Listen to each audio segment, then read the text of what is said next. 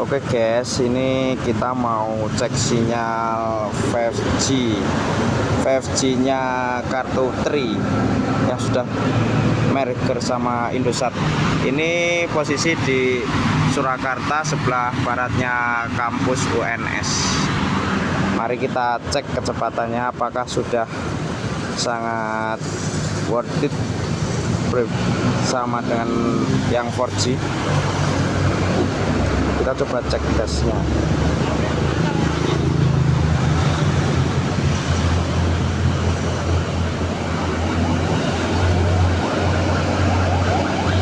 Ini device pakai Oppo Reno 6 5G, Oppo Reno 6 Pro 5G.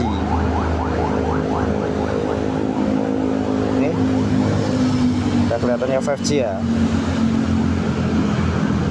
Unduh dapat 36,3 Mbps.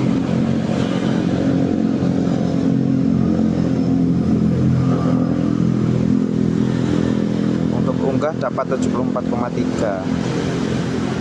Kalau dari kesimpulan sih masih belum banyak perbedaan ya sama yang dijanjikan sinyal 5G-nya.